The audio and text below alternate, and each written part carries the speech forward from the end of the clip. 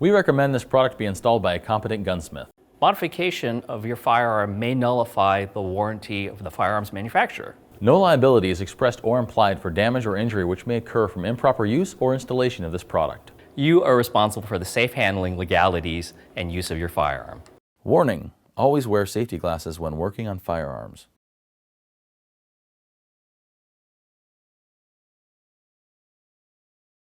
Hi, and thanks for tuning in to the Apex Educational Network. I'm your host, Scott Folk. Today we're going to work on installing the Action Enhancement Kit for the Ruger Mark IV and Mark IV 22-45 pistols. The tools required for this installation are a 3/32 pin punch, a 3/32 inch hex key, a 1/16 inch hex key, and some masking tape. This kit includes a thumb safety plate, a magazine safety delete plate, action enhancement hammer, and a flat face action enhancement trigger available in either red or black. The only difference between the Mark IV and the Mark IV 22-45 kit is the trigger body itself. You'll notice the 22-45 trigger body is engraved with 22-45 on the side for easy identification. To begin the disassembly process, first we'll need to remove the grips using our 3/32 inch hex key.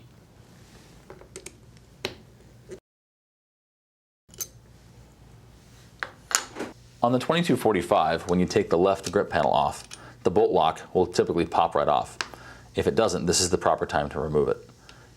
When it's installed, lift up at the back, slide it to the rear, and it comes right off. The little fork releases from the knob. With the grips removed, we need to remove the magazine ejector so it doesn't go flying across the room. You'll notice the plunger here is spring-loaded. I'll put my thumb on top of the plunger and I'll lift the bottom of the plate up gently and then relieve tension. You can pull the plate out of the way and you'll find the plunger and spring are now detensioned.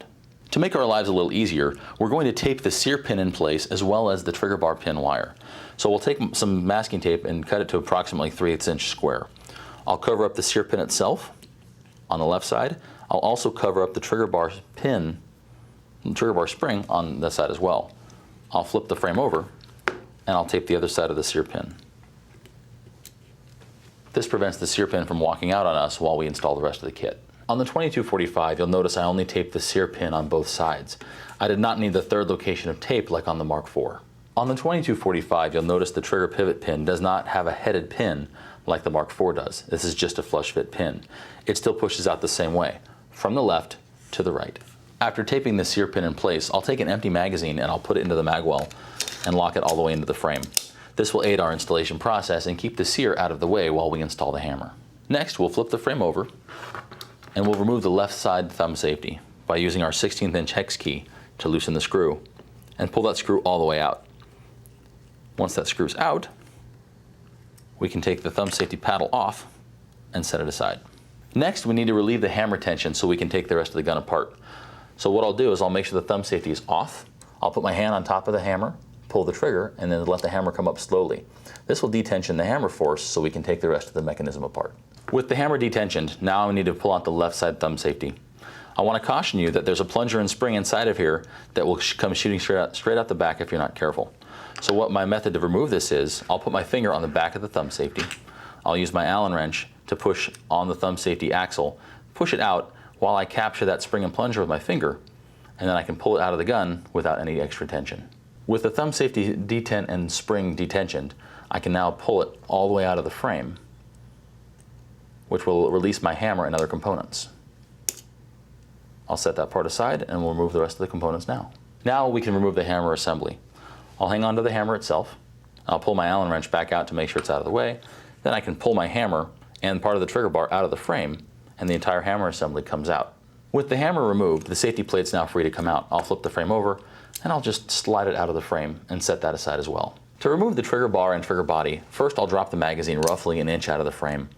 This will still maintain the magazine holding the sear in place for us so it's out of the way, but it'll make space for the trigger body to come out of the frame. Now I'll take my 3/32 inch pin punch. I'll push on the trigger bar pivot pin just enough to get it to start moving. Once it starts, I'll flip the frame back over. I'll put my thumb on top of the trigger bar to make sure I hold the spring tension down, and I'll pull that pin all the way out of the frame. Once I have that out of the frame, then all I have to do is grab the trigger body and the trigger bar and pull the trigger body and bar along with its plunger and spring up out of the frame. When you go to pull the trigger body out of the frame, Be aware that the plunger and spring can easily come out. This is normal and we need to disassemble it anyway, so I pull the trigger bar off and you can dump out the plunger and spring without a problem. You'll notice on the left side of your trigger mortise, you've got the bolt lock here and you have a spring way down in here. We don't want to lose those, so we're going to go ahead and remove them. With the trigger out of the way, you can grab the bolt lock and pull it up and forward.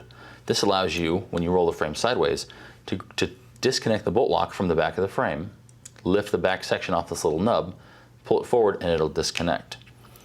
When you flip the frame back over, you can easily grab the bolt lock and pull it out of the way. In my case, my magazine is a little too far in, so I'll back the mag out, and I can pull that out of the frame. Be aware, the little spring down here can go missing, so pull it out of the frame so you don't lose it. The final portion of disassembly is taking apart the hammer assembly itself. First thing we need to do is remove the hammer axle. You'll notice that the magazine safety spring is a really odd shape. I'm going to put my thumb on the end of the spring up here at the top, and I'm going to grab the bottom of the spring right at the little crook. I will squeeze that, and I'll turn the hammer assembly over. Well, it's still squeezing. And I should be able to wiggle, and there it goes. The hammer axle falls right out. With that, I can pull the spring and the magazine safety off, and I'll turn the hammer over, and I'll use my 16th inch Allen wrench, and I'll push out the strut pin to remove the strut. This is as far as we need to disassemble the frame to install your Apex kit.